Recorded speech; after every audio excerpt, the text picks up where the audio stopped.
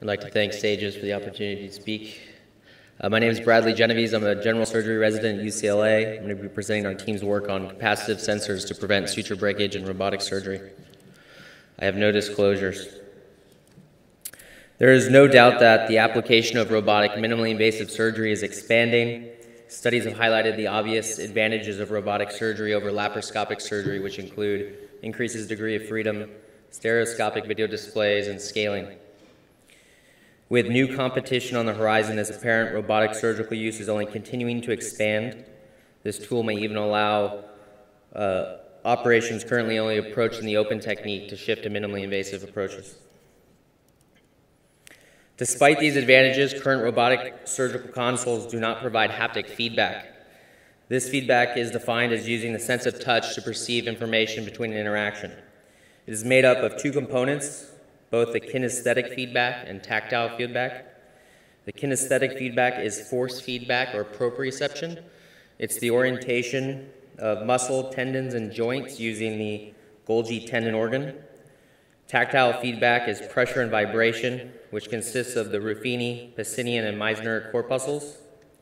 Both sensory components are important to a surgeon. The lack of haptic feedback removes the physical connection between the surgeon's hands and the robotic instruments. This leads to a loss of sensation of suture tension, texture of tissue, and grasping forces.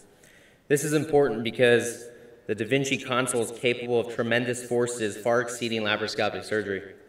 Tissue tolerances are approximately 7 newtons prior to major injury.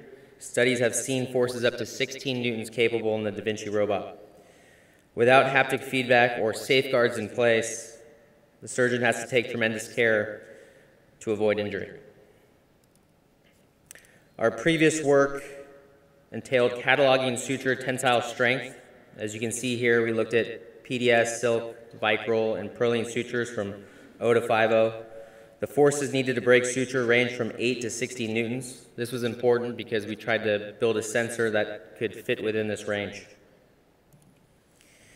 The clinical need is to create a sensor capable of measuring both normal and shear force that can be incorporated into a robotic surgical instrument.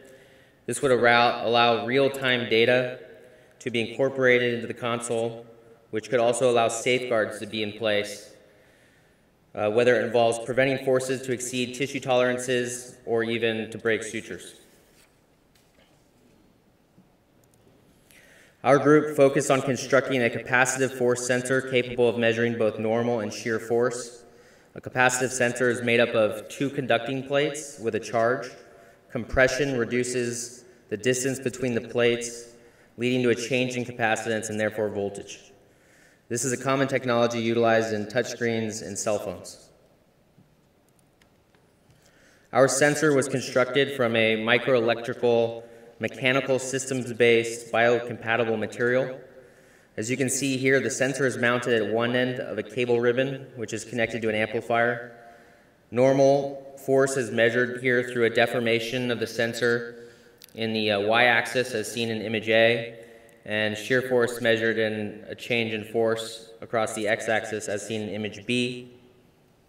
To measure shear force, we're essentially measuring the capacitance change from the degree of overlap between the conductors. Calibration and testing was performed using a force gauge. The sensor was placed between 2 platforms. A known weight was placed on top of the platform, which triggered a capacitance change. This allowed for calibration of normal forces. In order to calibrate the instrument to shear force, a known load was placed on top of the instrument, or on top of the platform with rubber beneath to hold the sensor in place. Using a screw-based platform, it was turned in order to apply forces across the x-axis and recorded using the force gauge. After calibration, various loads were placed on the sensor and recorded as seen in the below graph. This shows the measurements that have high signal to noise ratio and low drift, meaning the sensors were measuring appropriately. For shear force, currently we have demonstrated that our sensor does indeed demonstrate changes in capacitance based on direction of forces applied across the sensor in the x direction. Our next stage will be to calibrate the shear force with known loads. From our preliminary testing, we have shown that our sensor exhibits excellent resolution, and can measure forces from 0 to 60 newtons. As mentioned earlier, this is suitable for any clinical application. Currently, we're working on calibration of our shear force component of our sensor. We'll then integrate this sensor into a Da Vinci surgical grasper for further validation studies. In conclusion, given the excessive forces that can be generated within robotic surgical consoles, we hope that by developing a sensor that can measure both normal and shear force, we can have safeguards be in place within these surgical systems to prevent tissue damage or suture failure. Thank you.